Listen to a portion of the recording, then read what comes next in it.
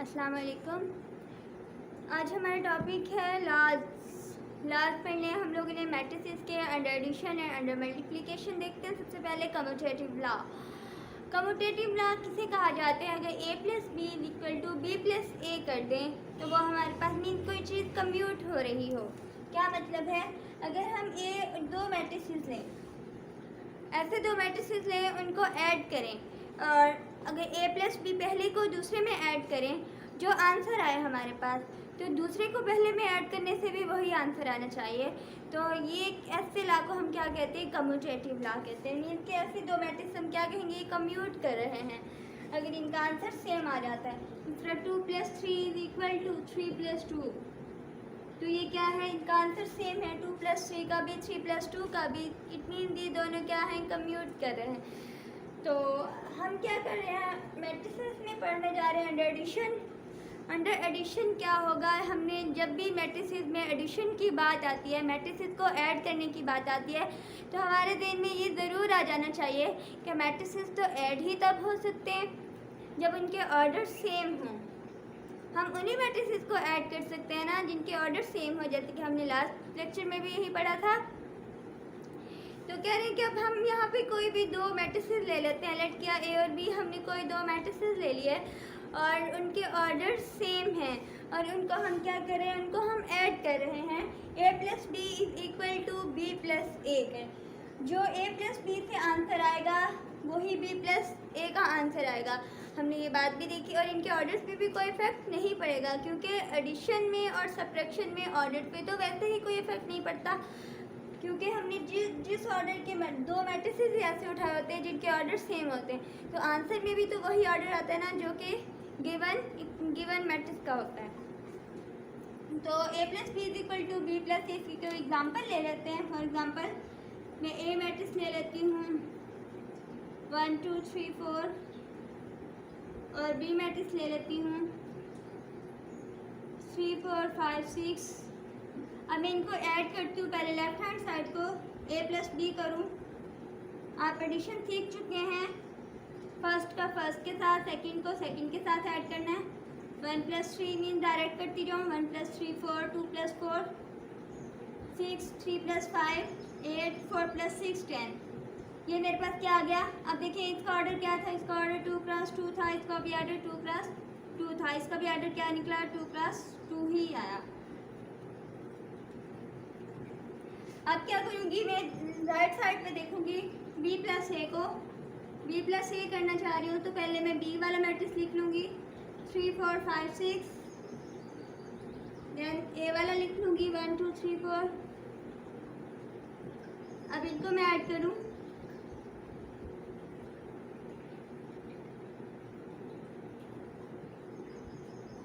आप गौर करें तो a + b और b + c, इसका भी ऑर्डर क्या है? 2 × 2 है, क्योंकि क्वेश्चन का भी ऑर्डर 2 × 2, इसका भी 2 × 2 ही था। अगर आप गौर करें तो देखिए a + b और b + a जो है, इन दोनों के आंसर सेम हैं। इनके करस्पॉन्डिंग एलिमेंट 4, यहाँ भी 4 6 6 8, इधर भी 8, यहाँ लास्ट एलिमेंट 10, यहाँ भी 10। तो a + b = b + a हो गया। इसका क्या मतलब है? ये a और b कम्यूट कर रहे हैं। a + b = b + a, तो ये बताना चाह रहा है कि कम्यूटेटिव लॉ मैट्रिसेस में अंडर एडिशन होल्ड करता है। मैट्रिसेस में जो कम्यूटेटिव लॉ है अंडर एडिशन, वो होल्ड करता है। चाहे कोई भी मैट्रिसेस ले लो, दो ऐसे कोई भी अपनी मर्ज़ी से मैट्रिसेस उठा लें, लेकिन याद रहे कि उनके ऑर्डर सेम हों। उनको ऐड करें, चाहे पहले में दूसरा पहले कर लें या दूसरे को पहले में कर लें, तो आंसर हमारे पास सेम आता है दोनों साइड पे। तो ये हो गया कम्यूटेटिव लॉ। अब है एडिशन में तो हमने देख लिया। अब हम मल्टीप्लिकेशन में देखते हैं कि क्या मल्टीप्लिकेशन में भी कम्यूटेटिव लॉ होल्ड करता है या नहीं। तो कम्यूटेटिव लॉ, जिस तरह एडिशन में बीच में हम प्लस लगा रहे थे, तो हम लोगों ने मल्टीप्लिकेशन में बीच में मल्टीप्लाई लगा देना है। तो ए बी, यहाँ अंडर मल्टीप्लिकेशन देखें तो ये यूँ बनेगा AB = BA। ये क्या है? कम्यूटेटिव लॉ है ऑफ मैट्रिसेस अंडर मल्टीप्लिकेशन। अब क्या करना है? अब हम देखते हैं कि ये क्या वाकई ही commutative law under multiplication hold करता है या नहीं। इसको चेक करने के लिए हमने एक एग्जांपल रखी सामने। ए और बी, इनको कैसे, इसका ऑर्डर देखेंगे क्या है। इसका order 2 columns 2 rows, 2 columns 2 rows and 2 columns.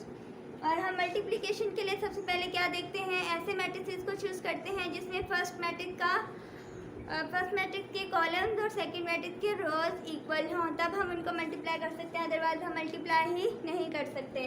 तो अब इसमें देखें, इसके नंबर ऑफ कॉलम्स कितने हैं, इसके नंबर ऑफ कॉलम्स 2 हैं, इसकी नंबर ऑफ रोज कितनी है, इसकी नंबर ऑफ रोज 2 हैं। फर्स्ट के कॉलम्स और सेकंड की रोज क्या हो गई, इक्वल हो गई। इसका मतलब है हमने जो मैट्रिक्स उठाए हैं उनको हम मल्टीप्लाई कर सकते हैं। तो हम इनको मल्टीप्लाई करवाते हैं।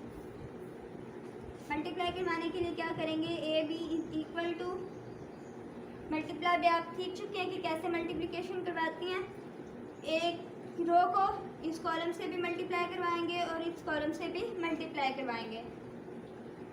अब 0 को 1 से मल्टीप्लाई करवाओ तो 0, 1 को 0 से करवाओ तो भी 0, 0 को 0 से करवाएं तब भी 0, 1 को -2 से करवाएं तो -2, 2 को 1 से करवाया 2, 3 को 0 से करवाया 0, 2 को 0 से करवाया 0, 3 को -2 से करवाया -6।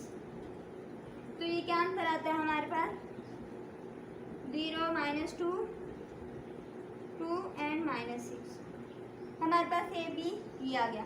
अगर हम बी ए करना चाहें, बी ए ले लें, पहले बी मैट्रिक्स लिखेंगे 1 0 0 -2, देन ए मैट्रिक्स लिखेंगे 0 1 2 3। अब क्या करेंगे, इसको भी मल्टीप्लाई करने का वही तरीका, इसका ऑर्डर देखें 2 + 2, इसका भी 2 + 2, इसके फर्स्ट के कॉलम देखें 2, इसकी फर्स्ट की रोज देखें 2। तो क्या है, इनकी रोज और कॉलम, मतलब फर्स्ट के कॉलम्स और सेकंड की रोज इक्वल है, मल्टीप्लाई किया जा सकता है। तो मल्टीप्लाई का भी वही तरीका, इसको इससे भी मल्टीप्लाई करवाएंगे और इस कॉलम से भी मल्टीप्लाई करवाएंगे। तो मैं यहाँ मल्टीप्लाई करवा देती हूँ। 1 को 0 से मल्टीप्लाई करवाया 0, 0 को 2 से करवाया +0, 1 को 1 से करवाया तो 1, 0 को 3 से करवाया तो 0, 0 को 0 से फिर 0, -2 को जब 2 से मल्टीप्लाई करवाएंगे तो -4, 0 को 1 से करवाएंगे तो 0, -2 को जब 3 से मल्टीप्लाई करवाया तो -6। अगर इसका मैं सॉल्व करूँ 0 1 -4 एंड -6, अब ये मेरे पास कौन सी वैल्यू आई है, बी ए की वैल्यू आई है। ये बी ए की वैल्यू नहीं करें, ए बी की वैल्यू ये है और बी ए की वैल्यू ये है। अगर इन दोनों को कंपेयर किया जाए, इन दोनों को देखा जाए, फर्स्ट एलिमेंट 0 0, यहाँ -2 और यहाँ 1, मीन के ए बी और बी ए का आंसर हमारे पास इक्वल नहीं आया। जिसका क्या मतलब है कि कम्यूटेटिव लॉ जो है मैट्रिसेस में अंडर मल्टीप्लिकेशन होल्ड नहीं करता। कम्यूटेटिव लॉ अंडर एडिशन तो होल्ड करता है बट अंडर मल्टीप्लिकेशन होल्ड नहीं करता। तो हम कह सकते हैं A B not equal to B A, A B not equal to B A. यह बात याद रहे कि in general commutative law under multiplication hold नहीं करता, लेकिन कुछ ऐसे रेयर केसेस हैं, कुछ ऐसे एग्जांपल्स, 1 2 कुछ बहुत रेयर केसेस में ऐसे एग्जांपल्स भी हैं, ऐसे मैट्रिसेस हैं जहाँ पे होल्ड कर जाता है, लेकिन इन जनरल नहीं करता। वो एक एग्जांपल देख लेते हैं ऐसे मैट्रिक्स चूज़ करके कि जिसमें वो होल्ड करता है। अगर पेपर में आ जाता है कि A B is equal to B A, आप मस्ट ये प्रूव करें कि इनको बराबर ही लाना है, कम्यूट कर जाए ये दोनों में, तो आप लोगों को वो मैट्रिक्स ज़बानी याद रखना होगा जो कि आपकी बुक में गिवन है। तो वो भी हम एक देख लेते हैं कि कौन सा मैट्रिक्स है। चलो देखते हैं। अब है ये एक ऐसा मैट्रिक्स, दो हमने मैट्रिक्स ले लिए हैं जिनको हम ये प्रूव करवाना चाह रहे हैं कि A B is equal to B A, जिनमें कम्यूटेटिव लॉ होल्ड कर जाएगा। लेकिन ये सिर्फ स्पेशल ही है मैट्रिक्स जिसमें ये कम्यूटेटिव लॉ होल्ड कर जाता है, वरना इन जनरल नहीं करता। तो मे बी इसके अलावा भी कोई एक ऐसी हो, 1 2 होंगी, ज़्यादा नहीं। तो अगर पेपर में आ जाते हैं कि A B is equal to B, आप मस्ट प्रूव करें तो आपको ये दोनों मैट्रिक्स याद रखने होंगे। तो कैसे करते हैं इसको कम्यूटेटिव प्रूव करने के लिए हमें A B is equal to B A चाहिए। हम सबसे पहले ए बी को सॉल्व कर लेते हैं। ए बी में क्या होगा, ए है 2 0 0 1 एंड बी में क्या होगा -3 0 0 4। इसकी ऑर्डर देखें, इसका ऑर्डर 2 क्रॉस 2, इसका भी ऑर्डर 2 क्रॉस 2। इसके फर्स्ट के कॉलम्स 2, सेकंड की रोज 2। तो क्या हुआ, इसके फर्स्ट के कॉलम सेकंड के रोज सेम है, हम इनको मल्टीप्लाई कर सकते हैं। तो मल्टीप्लाई करने आपको आता है, 2 को -3 से मल्टीप्लाई करें, -6 प्लस 0 को 0 से 0, 2 को 0 से 0, 0 को 4 से 0। अब इसको इस कॉलम से भी और इस कॉलम से भी, दोनों कॉलम से क्या करना है, मल्टीप्लाई करवाना है। 0 को -3 से 0, 1 को 0 से 0, 0 को 0 से 0, 1 को 4 से 4। इस वजह से डायरेक्ट कर रही हूँ क्योंकि हम मल्टीप्लिकेशन सीख चुके हैं। मल्टीप्लिकेशन देखने के लिए पिछला लेक्चर देखें। -6 0 0 एंड 4, ये हमारे पास क्या आई है, ए बी की वैल्यू आ गई है। अब हम क्या करते हैं, बी ए करते हैं। बी ए के लिए हम क्या करेंगे, पहले बी की वैल्यू राइट करेंगे, बी मैट्रिक्स देन ए मैट्रिक्स।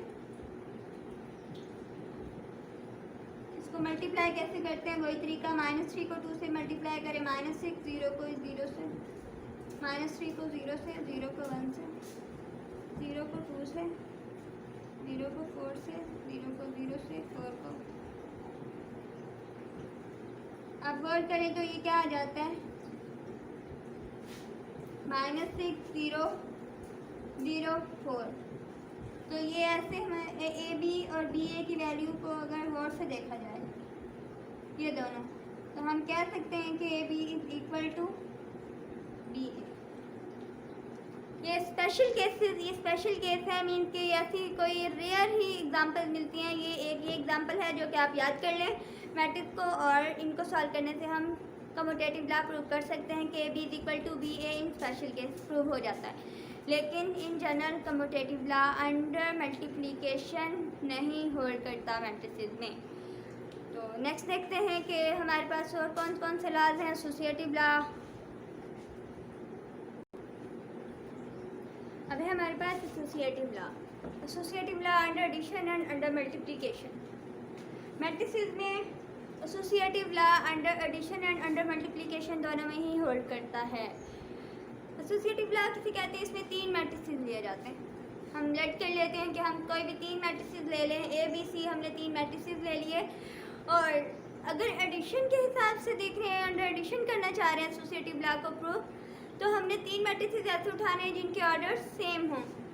जब भी एडिशन की बात आएगी हमें ये बात पता होनी चाहिए कि हम ऐड करते वक्त सिर्फ वही मैट्रिसेस उठा सकते हैं जिनके ऑर्डर सेम हों। अंडर एडिशन है a plus B plus C.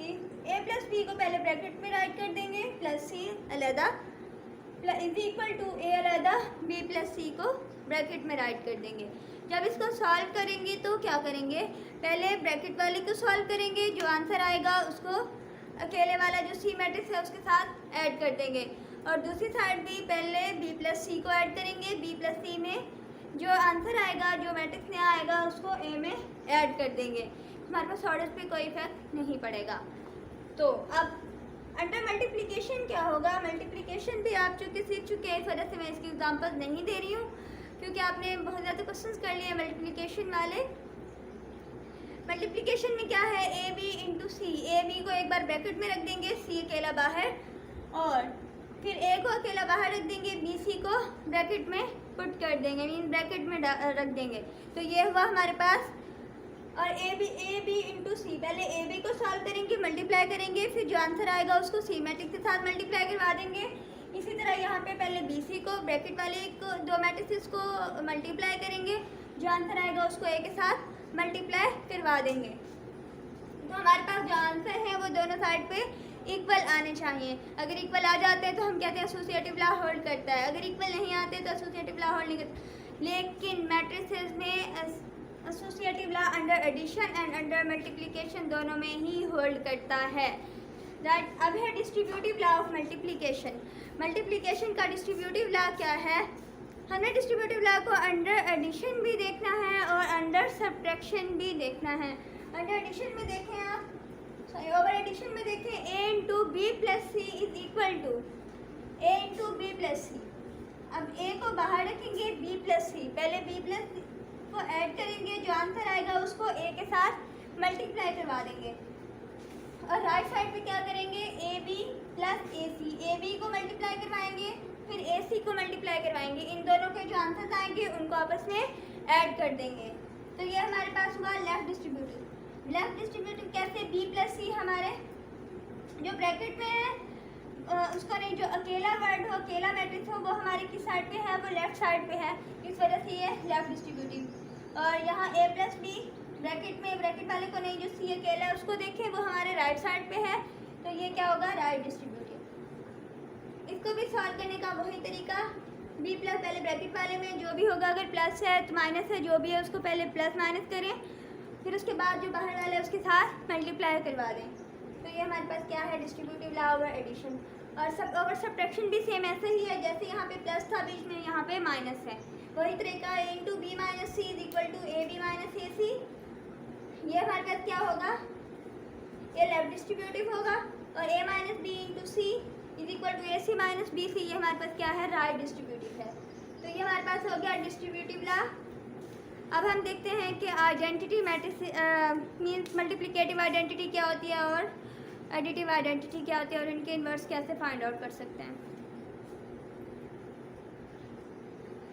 अब है हमारे पास additive identity of a matrix. Additive identity किसे कहा जाता है, मतलब इसका मतलब है अगर हमारे पास कोई एक मैट्रिक्स है ए और उसमें हम लोगों ने ऐसा मैट्रिक्स ऐड करना है, उसको ऐड करने से हमारे पास गिवन मैट्रिक्स में कोई फ़र्क ना पड़े।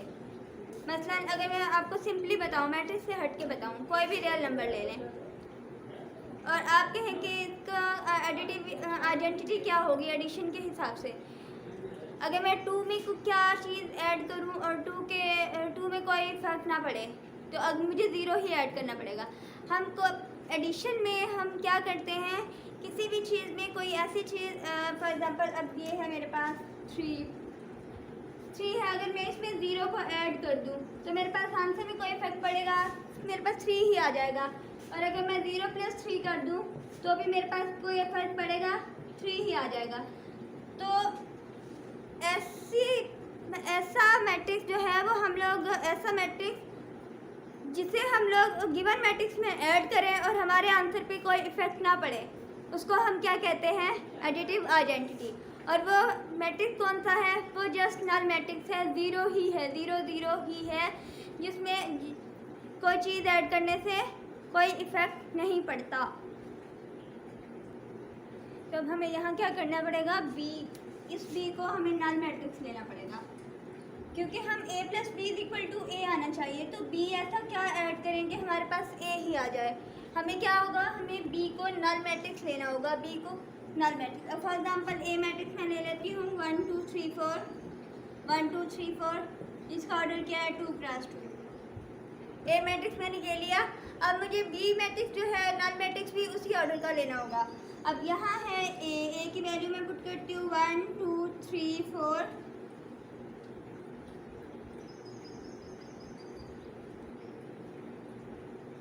और बी का मैं ले लेती हूँ 0 0 0 0, ये मैंने नल मैट्रिक्स ले लिया। इसको ऐड करूँ तो मेरे पास क्या आएगा, 1 2 3 4 आ जाएगा। सिमिलरली मैं बी को क्या लूँ, ये नल मैट्रिक्स लूँ, उसमें ए ऐड करूँ तभी मेरे पास ये आ जाएगा। तो ये हमारे पास 0 क्या हुआ, हमारे पास एडिटिव आइडेंटिटी। 0 क्या है हमारे पास, एडिटिव आइडेंटिटी। एडिटिव आइडेंटिटी क्यों, क्योंकि किसी भी चीज़ में 0 को ऐड कर दें तो आंसर पे कोई इफेक्ट नहीं पड़ता। अब है additive inverse of a matrix. Additive inverse of a matrix क्या है, अगर a + b मीन के 2 मैट्रिसेस, सेम ऑर्डर के 2 मैट्रिसेस लें और उनको ऐड कर दें, हमारे पास आंसर नल मैट्रिक्स आ जाए, तो a और b दोनों क्या होंगे, एडिटिव इन्वर्स होंगे एक दूसरे के। क्या होगा, अगर a और b हमने 2 मैट्रिसेस लेने हैं जिनके ऑर्डर सेम हैं, सेम ऑर्डर्स के 2 मैट्रिसेस लिए, उन दोनों को ऐड करने से अगर आंसर 0 यानी नल मैट्रिक्स आ जाता है, तो हम कह सकते हैं कि a और b जो गिवन 2 मैट्रिसेस थे वो दोनों एक दूसरे के एडिटिव इन्वर्स हैं। तो एग्जांपल देखते हैं। अब देखें, अगर वर्ड करें हमारे पास एक वर्ड है, रियल नंबर है कोई भी 4, कोई भी रियल नंबर ले लिया 4, उसमें हम क्या ऐड करेंगे तो हमारे पास 0 आंसर आएगा। इट इज़ ऑब्वियस कि 4 में हमें प्लस इंटू -4 करना पड़ेगा। अगर मैं कहूँ कि मेरे पास एक 4 है रियल नंबर, इसमें मैं क्या ऐड करूँ या क्या ऐड करूँ या सब्ट्रैक्ट करूँ तो मेरे पास आंसर जो है वो 0 आए। मैंने इसको आंसर को 0 लाना है, तो मुझे ऐड करने के लिए इसमें -4 को ऐड करना पड़ेगा, -4 को ऐड करना पड़ेगा। अगर मैं कोई भी ए ले लेती हूँ, आंसर मुझे 0 चाहिए, तो मैं क्या कहूँगी, ए में मैं -a को ऐड कर दूँगी, तब मेरे पास आंसर क्या आएगा, 0 आएगा। इसी तरह क्या है, एडिटिव इन्वर्स फाइंड आउट करने के लिए 2 मैट्रिसेस हैं, उनको ऐड सेम ऑर्डर के 2 मैट्रिसेस हैं, उनको ऐड करके हमें आंसर 0 आना चाहिए। जब आंसर हमारे पास 0 यानी नल मैट्रिक्स आ जाए, तब हम कहते हैं ए और बी दोनों क्या हैं, एक दूसरे के एडिटिव इन्वर्स हैं। तो अब हमें बी यहाँ क्या लेना होगा, अब खुद सोचिए बी क्या होगा। बी जाहिर सी बात है कि ए का नेगेटिव ऑफ ए, बी को हमने क्या रखना होगा, -a रखना होगा। क्या रखना होगा, -a रखना होगा। क्यों, क्योंकि हम a इंटू प्लस -a करेंगे तभी हमारे पास 0 आंसर आएगा। तो यहाँ पे हमारे पास b क्या हुआ, -a हुआ। लड़कियाँ हमने एक मैट्रिक्स यही a ले लेते हैं 1 2 3 4, a मैं ले लेती हूँ 1 2 3 4, और b में क्या ले लेती हूँ, b मुझे -a लेना पड़ेगा। b क्या लेना पड़ेगा, -a, ताकि मैं a में -a को जब ऐड करूँ तो आंसर मेरे पास 0 आ जाए। तो -a के लिए क्या है, ये -a नेगेटिव ऑफ मैट्रिक्स जो हमने फर्स्ट लेक्चर में पढ़ा था। तो -a कैसे बनाएंगे, इसकी हर एंट्री हर एलिमेंट के साथ हम माइनस को मल्टीप्लाई करवा देंगे, हर एक के साइन चेंज हो जाएंगे, -1 -2 -3 -4। अब क्या होगा, अब इसमें पुट कर लेते हैं, a प्लस b की वैल्यू है -a, a की वैल्यू हमारे पास 1 2 3 4, और प्लस -a की वैल्यू क्या है, -1 -2 -3 -4। सॉल्व करें, 1 -1 0, 2 -2 0, 3 -3 0, 4 -4 0। हमें ये क्या मिल जाता है, नल मैट्रिक्स मिल गया। जब हमारे पास कोई भी 2 मैट्रिक्स को आपस में ऐड करने से हमें नल मैट्रिक्स मिल जाए तो हम कहते हैं ए और बी दोनों क्या हैं, एडिटिव इन्वर्स हैं। तो हमने बी को क्या पुट किया, -a पुट किया, तभी हमारे पास नल मैट्रिक्स आ रहा था। तो ये बी क्या हुआ, ए और बी आपस में क्या हुए, एडिटिव इन्वर्स हुए। अब हम पढ़ते हैं मल्टीप्लिकेटिव आइडेंटिटी क्या होती है। जिस तरह हमने एडिटिव आइडेंटिटी पढ़ा कि 0 ऐड कर लेने से किसी भी मैट्रिक्स में या किसी भी रियल नंबर में तो आंसर पे कोई इफेक्ट नहीं पड़ता। तो 0 क्या हुई, हमारे पास एडिटिव आइडेंटिटी हुई। और अगर हम लोग किसी भी चीज़ के साथ 0 को ऐड करें, आंसर पे कोई इफेक्ट ना पड़े, तो ये एडिटिव आइडेंटिटी हो गई 0। और इसी तरह मल्टीप्लिकेटिव में क्या होगा, मल्टीप्लिकेशन में हम किसी भी मैट्रिक्स के साथ या किसी भी रियल नंबर के साथ, पहले रियल नंबर में देखें, किसी भी रियल नंबर के साथ अगर हम 1 को मल्टीप्लाई करवाएं, 1 को मल्टीप्लाई करवाएं तो कोई आंसर पे इफेक्ट पड़ेगा, बिल्कुल नहीं पड़ेगा। अगर मैं 3 है, कोई रियल नंबर 3 है, 3 को 1 से मल्टीप्लाई करवाती हूँ तो कोई आंसर पे इफेक्ट पड़ेगा, बिल्कुल नहीं पड़ेगा। और अगर मैं 6 ले लेती हूँ, 16 ले लेती हूँ, कुछ भी रियल नंबर ले लेती हूँ, कोई भी लूँ, तो उस पर मैं 1 को मल्टीप्लाई करवाऊँ तो आंसर पे कोई इफेक्ट नहीं पड़ेगा। तो इसी तरह हम मैट्रिक्स में भी यही बात है कि अगर मैं एक मैट्रिक्स ले लेती हूँ, उसके साथ में 1, अब 1 यहाँ पे क्या से आएगा, हम यहाँ पे आइडेंटिटी मैट्रिक्स की बात करेंगे, यानी यूनिट मैट्रिक्स की बात करेंगे। यूनिट मैट्रिक्स को मल्टीप्लाई करवाने से आंसर पे कोई इफेक्ट नहीं आएगा। तो एडिटिव आइडेंटिटी हमारे पास 0 हुई और मल्टीप्लिकेटिव आइडेंटिटी हमारे पास क्या हुई, मल्टीप्लिकेटिव आइडेंटिटी 1 हुई। तो हम देखते हैं कि मल्टीप्लिकेटिव आइडेंटिटी और मल्टीप्लिकेटिव इन्वर्स कैसे फाइंड आउट करते हैं। अब है हमारे पास multiplicative identity of a matrix क्या है, अगर ए कोई भी एक मैट्रिक्स हो, दूसरा मैट्रिक्स उस वक्त आइडेंटिटी मैट्रिक्स कहलाएगा ए का अंडर मल्टीप्लिकेशन अगर ये कंडीशन होल्ड करे, A B is equal to A और is equal to B A, means A B को मल्टीप्लाई करने से भी आंसर ए आए और बी ए को भी मल्टीप्लाई करने से आंसर ए ही आए। तो हमें यहाँ पे बी क्या रखना होगा, हमें ये बी को आइडेंटिटी मैट्रिक्स रखना होगा, यूनिट मैट्रिक्स रखना होगा, तभी हम ए के साथ उसे मल्टीप्लाई करवाएंगे और आंसर पे कोई इफेक्ट नहीं पड़ेगा। तो बी को हमने क्या रखना है, बी को ये रखना है आइडेंटिटी मैट्रिक्स, क्योंकि मैंने अभी बताया कि किसी भी रियल नंबर में हम क्या करते हैं, कोई भी रियल नंबर हो उसके साथ अगर 1 को मल्टीप्लाई करवा दें तो आंसर पे कोई इफेक्ट नहीं पड़ता। सिमिलरली मैट्रिसेस में भी अगर कोई मैट्रिक्स हो, गिवन मैट्रिक्स, उसके अंदर उसके साथ हम आइडेंटिटी यानी यूनिट मैट्रिक्स को मल्टीप्लाई करवा दें तो आंसर पे कोई इफेक्ट नहीं पड़ता। तो अब क्या करेंगे, लेट किया कि ए कोई भी मैट्रिक्स ले लिया 1 2 3 4 1 2 3 4 और हम बी को क्या लेंगे, बी को हमें उसी ऑर्डर का 1 0 0 1 ये मैट्रिक्स लेना पड़ेगा। ठीक है, अब इसको ए बी को मैं मल्टीप्लाई करवाऊँ, अब मल्टीप्लाई डायरेक्ट, क्योंकि हम सीख चुके हैं इस वजह से डायरेक्ट करवा देती हूँ। 1 को 1 से 1 प्लस 2 को 0 से 0, 1 को 0 से 0 प्लस 2 को 1 से 2, 3 को 1 से 3 प्लस 4 को 0 से 0, 3 को 0 से 0, 4 को 1 से 4। तो मेरे पास आंसर क्या आया है 1 2 3 4। और अगर मैं बी ए करूँ तो बी ए के लिए क्या होगा, बी हम मुझे पहला आइडेंटिटी मैट्रिक्स रखना पड़ेगा और दूसरा 1 2 3 4 ये मैट्रिक्स रख लिया मैंने। इसमें क्या करूँगी मैं, 1 को 1 से मल्टीप्लाई करवाऊँगी तो 1 प्लस 0, यहाँ पे 2 प्लस 0, 1 को 1 से 0 को 1 को 1 से करवाया और 0 को 3 से करवाया, या 1 को 2 से करवाया 2, 0 को 4 से करवाया 0, 0 को 1 से करवाऊँगी 0, 1 को 3 से करवाऊँगी तो 3, 0 को 2 से करवाऊँगी तो 0, 1 को 4 से करवाऊँगी तो 4। तो मेरे पास अब ये क्या आ जाता है 1 2 3 4, 1 2 3 4। अगर आप गौर करें ये दोनों क्या है, सेम है, A B is equal to B A आ गया, क्योंकि हमने ए के साथ आइडेंटिटी मैट्रिक्स को मल्टीप्लाई करवाया था, बी मैट्रिक्स को हमने आइडेंटिटी यानी यूनिट मैट्रिक्स ही कंसीडर किया था।